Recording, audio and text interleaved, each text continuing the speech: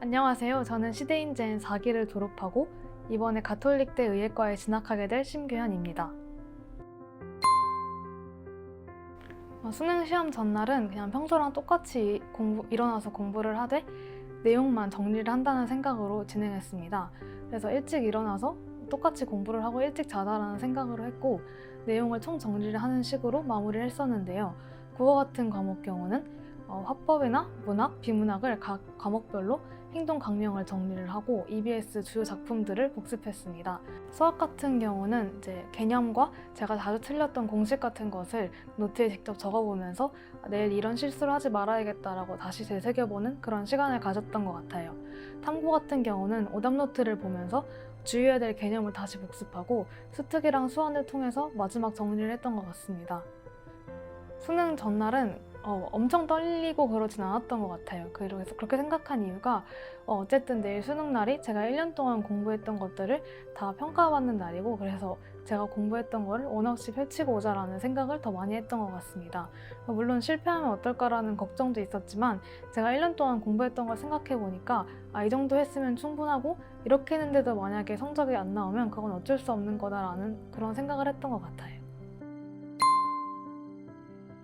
수능 날은 아침 일찍 고사장에 도착했던 것 같습니다. 그래서 들어가는 길이 좀 길었는데 그때 수능장에서 들 수 있는 잡생각이나 걱정을 좀 미리 해결하고 들어갔던 것 같습니다.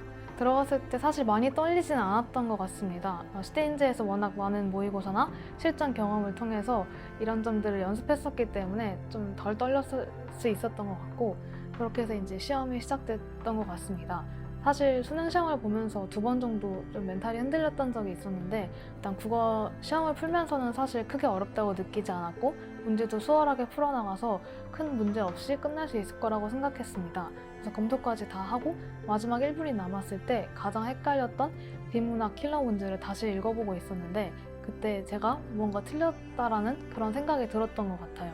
그래서 그때 이제 살짝 멘탈이 흔들리고 당황해서 그때 다시 풀어봤자 답이 나오지 않을 것 같아서 처음에 쓴 답 그대로 제출을 했습니다.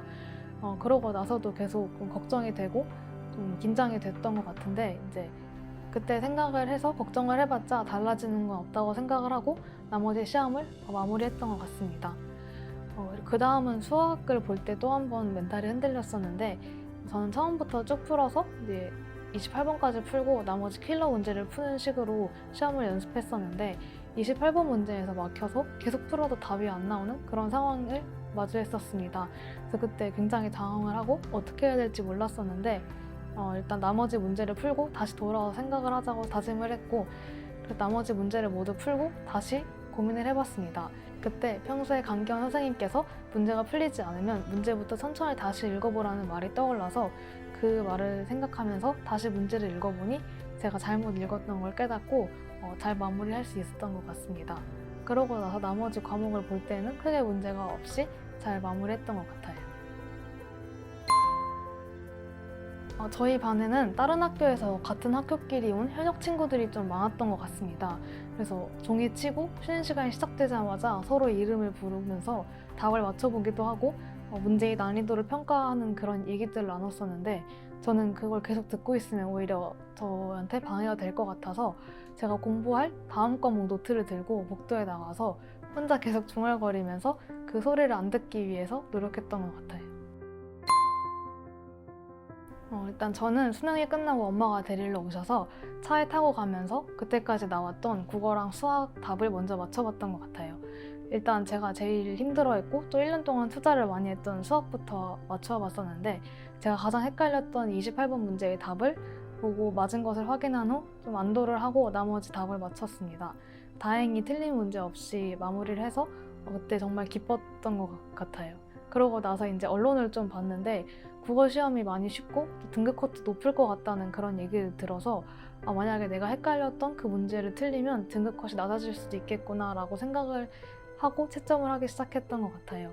그랬을 때 오히려 제가 헷갈렸던 문제는 다 맞고 정말 생각지도 못한 부분에서 문제를 틀려서 점수가 생각보다 낮은 것을 확인한 다음에 어쩌면 1년을 다시 해야 될 수도 있겠구나 라고 좀 절망을 했던 것 같아요. 그랬는데 언론에서 다시 수능 국어가 어려웠고 등급 컷도 낮을 것이라는 얘기가 들려서 좀 안심을 했던 것 같습니다. 그리고 탐구 과목이 나올 때까지는 시간이 한참 지난 후에 나와야 돼서 여러 커뮤니티를 다니면서 학생들끼리 답을 맞춰보는 것을 보고 어느 정도 제 성적을 미리 알 수 있었던 것 같아요. 그래서 부모님도 성적을 듣고 1년 동안 많이 수고했고 또 고맙다는 그런 말들을 해주셨던 것 같습니다. 사실 그날 아침에 많이 긴장이 돼서 일찍 일어나서 평가원 사이트를 들어가려고 했는데 서버가 폭발하는 바람에 결국 오후 늦게까지 접속이 안 됐었어요. 그래서 저는 어쩔 수 없이 학교를 방문했습니다. 그래서 학교에서 성적표를 받았는데 다행히 제가 가채점했던 성적과 같은 것을 보고 안심을 했고, 그 성적을 본 많은 고등학교 선생님들이 되게 칭찬과 그동안 수고했다는 말들을 해주셔서 기분이 좋았던 것 같습니다.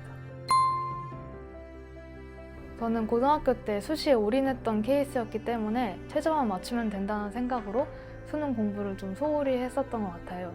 그래서 아쉽게 최저를 맞추지 못해서 수시 지원도 정시 지원도 제가 원하는 학교를 하지 못해서 수능이 끝난 시점에 바로 제가 가고 싶은 학교와 과를 위해서 재수를 해야겠다고 생각했던 것 같습니다. 사실 재수라는 게 짧게 끝나는 게 아니라 1년 동안 혼자 계속 힘들게 공부해야 되는 거기 때문에 그렇게 했을 때 결과가 어떻게 될지도 모르고 그래서 부담이나 좀 두려움도 있었던 것 같습니다. 그런데 워낙 제가 고등학교 때 수능에 직접적으로 집중해서 공부를 했던 기간이 길지 않았고 또 열심히 해본 적도 없는 것 같아서 아쉬움이 남을 것 같아 재수를 선택했습니다. 저는 고등학교 때부터 시대인재에서 많은 단과를 들어왔기 때문에 이미 선생님들의 우수한 실력이나 또 퀄리티 좋은 시대인재의 많은 콘텐츠에 대해서 접해본 적이 있어서 일단 그 점이 가장 크게 작용한 것 같습니다. 또한 시대인재 같은 경우는 학생들이 자율적인 학습을 보장해주기 위해서 좋은 공부할 수 있는 환경과 또 그런 시스템을 갖추고 있다고 생각을 해서 더욱 시대인재 재수종합에 들어와야겠다고 생각을 했습니다. 그리고 워낙 잘하는 학생들도 많기 때문에 동기부여될 것 같아서 망설임 없이 골랐습니다. 재수 때는 현역대와는 비교도 할 수 없을 정도로 공부의 시간과 양이 많아졌다고 생각을 합니다. 일단 공부에 투자할 수 있는 시간 자체가 하루 종일 자습을 하고 수업을 하다 보니까 많아졌고 또 문제풀이 양도 비교도 할 수 없을 정도로 많이 늘렸던 것 같습니다. 그리고 제가 현역 때 실패했던 원인 중 하나가 기본 개념을 충분히 다지지 않고 문제풀이에만 급급했던 것이라고 생각을 했습니다. 그래서 재수를 할 때는 기본 개념부터 모든 과정을 천천히 밟아가는 식으로 앞에부터 탄탄히 공부를 하는데 집중하려고 노력했던 것 같아요. 제가 제일 어려웠던 과목은 수학이었던 것 같아요. 일단 수학은 다른 과목이랑 다르게 어느 정도 해야 되고 어디가 끝인지가 정해져 있지 않아서 더 힘들었던 것 같고 또 그만큼 많은 문제풀이를 해야지 실전 적용을 할 수 있을 것 같아서 그래서 더 힘들었던 것 같습니다. 재수를 하면서 수학 공부를 가장 먼저 시작할 때 개념부터 꼼꼼히 다지자고 생각을 했습니다. 현역 때 제가 유난히 수학을 어려워했던 이유가 개념을 제대로 하지 않고 문제풀이에만 급급했기 때문이라고 생각을 해서 재수 때는 개념부터 차근차근 했습니다. 그리고 문제를 풀 때도 한 단원이 끝나면 단순히 오답 노트를 만드는 게 아닌 그 문제에서 제가 어느 부분이 부족했고 앞으로 뭘 주의해야겠다라고 계속 노트에 반복적으로 쓰다 보니까 반복적으로 제가 틀리는 부분이 겹친다는 것을 알 수 있어서 그런 점들을 보완해 나가다 보니까 나중에는 문제를 읽었을 때에도 어떻게 개념을 적용해야 되고 어떤 스킬을 써야겠다가 보이게 됐던 것 같아요. 일단 제가 제일 자신 있던 과목은 국어 과목이었습니다. 제가 원래 문과적 성향이 좀 강해서 국어 과목 자체를 좋아하기도 하고 또 평소에 책을 많이 읽어서 글을 읽는 속도나 또 이해하는 속도도 좀 빨라서 문제를 빠르게 풀고 좀 쉽게 풀 수 있었던 것 같아요. 현역 때는 제가 감에 유지해서 푸는 경우가 많았던 것 같습니다. 그런데 이제 재수 때는 그런 점들을 좀 더 보완하고 확실히 어느 정도 점수 이상을 받겠다는 그런 목표가 있어서 각 영역별로 예를 들어 화작, 문학, 비문학별로 어떻게 해야 될지 행동 강령을 좀 정해서 공부를 했던 것 같아요. 예를 들어서 문학 같은 경우는 갈래별로 나누어서 각 갈래별로 어떻게 접근해야 되고 어떤 문제가 나올 것인지 예상을 하고 글을 읽자 이런 식으로 태도를 좀 정립했던 것 같습니다. 국어는 다른 과목과는 다르게 좀 사설 모의고사랑 평가원 시험이랑 괴리가 큰 과목이라고 생각을 했어요. 왜냐면 아무래도 글로 된 시험이기도 하고 또 주관이 개입할 수 있는 부분도 많기 때문에 사설 모의고사를 보면서 점수가 안 나올 때 좀 힘든 적이 있었는데, 그럴 때 이제 저는 항상 평가원대로 공부를 하고 있다고 생각을 하고 다시 기출문제를 보면서 적용을 하면서 좀 생각을 정리했던 것 같습니다. 세 가지 정도가 있는 것 같은데요. 일단 첫 번째는 수면 시간을 지키는 거였습니다. 저는 아무리 적게 자도 5시간 반 이상, 평소에는 항상 6시간의 수면 시간을 지키도록 항상 1년 동안 계속 노력을 했던 것 같아요. 그렇게 해야지만 낮에 공부에 집중을 할 수 있고 졸리지 않았던 것 같아요. 두 번째는 어떠한 경우에도 하루에 모든 과목을 다 손대자였습니다. 사실 수능은 어떤 한 과목만 잘 본다고 해서 좋은 성적을 얻을 수 있는 게 아니기 때문에 저는 아무리 그 과목이 하기 싫어도 하루에 적어도 1시간 이상은 모든 과목을 할 수 있는 그런 패턴을 유지하도록 했습니다. 마지막은 모의고사나 문제풀이를 하면 바로 그날 피드백을 하자였습니다. 모의고사를 보고 틀린 문제뿐만 아니라 헷갈렸던 선지나 좋은 자료 같은 것들까지 모두 기록을 해둬야지 나중에 보면 다 까먹어서 기억이 안 난다고 생각을 했어요. 그래서 그날 본 시험이나 모의고사 문제들은 그날 바로 피드백을 하는 것을 원칙으로 했습니다. 일단 저는 6평 끝나고 9평 보기 전 사이에 그때 잠깐 슬럼프가 왔던 것 같습니다.